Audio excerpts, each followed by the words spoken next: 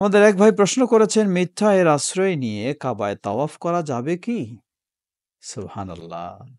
মিথ্যার আশ্রয় নিয়ে কাবা তাওয়াফ। কারো কাছে শুনলে হয়তো মনে করবেন যে এটা কি অদ্ভুত প্রশ্ন করলো, মিথ্যা আশ্রয় নিয়ে। কিন্তু জিনিসটা আসলেই মানুষ মিথ্যার আশ্রয় নিয়েই করছে। বলেন কিভাবে?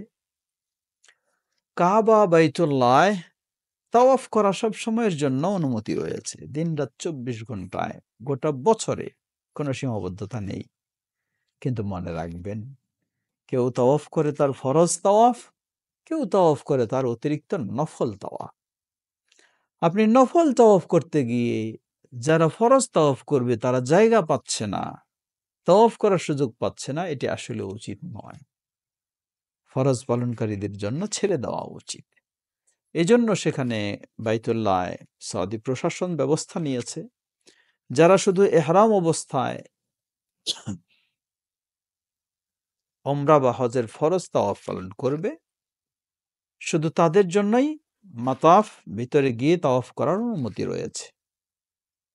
যাদের এই ফরজ তাওয়াফ নয় তাদের অনুমতি নেই।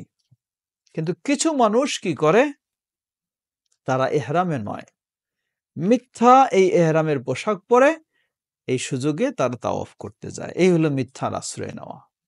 সত্যি এটি দুঃখজনক।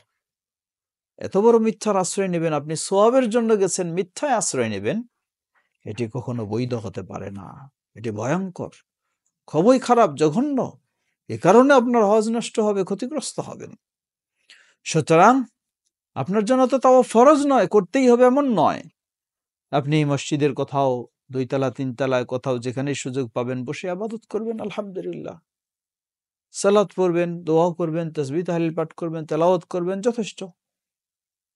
আর যেখানে সুযোগ ২ তলা ৩ তলায় যদি তাওয়াফের সুযোগ পান, করবেন।